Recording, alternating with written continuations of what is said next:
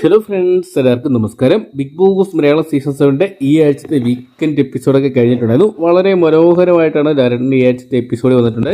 ഒരുപാട് പ്രശ്നങ്ങൾ ഈ ആഴ്ച ഹൗസിലുണ്ടായിട്ടുണ്ടെങ്കിലും അതൊന്നും തന്നെ പൊട്ടിത്തെറികളൊന്നും ഇല്ലാതെ വളരെ ശാന്തമായിട്ട് പരിഹരിക്കാനാണ് ലാലേട്ടൻ ശ്രമിച്ചത്. കാരണം ബിഗ് ബോസ് അവസാന നാളുകളിലോട്ട് കടക്കുകയാണ്.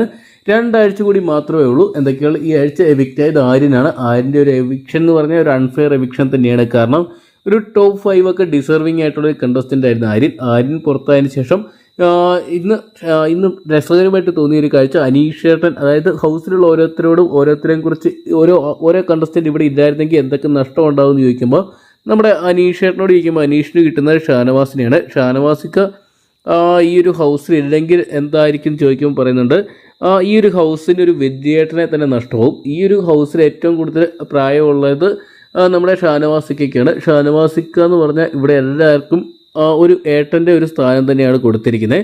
അതുകൊണ്ട് ഒരു വെല്ലിയേട്ടനെ തന്നെ മിസ്സാവും. അതുമാത്രമല്ല, അനീഷൻ്റെ പ്രിയ മിത്രം കൂടിയാണത്. തനിക്ക് നല്ലൊരു സുഹൃത്തിനെയും കൂടെ മിസ്സാവും എന്നാണ് പറഞ്ഞിരിക്കുന്നത്. എന്തൊക്കെയാണ് അനീഷൻ്റെ വാക്കുകളാണ് ഇപ്പോൾ ഏറ്റവും കൂടുതൽ ഹൈലൈറ്റ് ആയിട്ട് കാണാൻ സാധിക്കുന്നത്. എന്തൊക്കെയാണ് വീക്കെൻഡ് എപ്പിസോഡ് അത്യാവശ്യം നല്ല രീതിയിൽ തന്നെ ലാലേട്ടൻ പ്രസൻറ്റ് ചെയ്തിട്ടുണ്ടായിരുന്നു. എന്തൊക്കെയാണ് ആര്യൻ്റെ എവിക്ഷൻ ഒരു അൺഫെയർ ആയി തോന്നി. അതോടൊപ്പം തന്നെ നെവിൻ്റെ വിഷയത്തിൽ ലാലേട്ടൻ ശക്തമായിട്ടുള്ള നടപടികളൊന്നും എടുക്കാത്തതും ഒരു നെഗറ്റീവായിട്ട് തോന്നി. എന്തൊക്കെയാണ് മണി വീക്കൊക്കെയാണ് വരാൻ പോകുന്നത്. അതുകൊണ്ട് തന്നെ ആരൊക്കെ പണപ്പെട്ടി സ്വന്തമാക്കി പുറത്തോട്ട് പോകുന്നു, അതോടൊപ്പം തന്നെ ഈ ആഴ്ച ആരൊക്കെ എവിക്റ്റായി പുറത്തു പോകുന്നൊക്കെ നമുക്ക് കണ്ടു തന്നെ അറിയാം. കാത്തിരിക്കാം വരും ദിവസങ്ങൾ എപ്പിസോഡുകൾക്കായിട്ടൊക്കെ.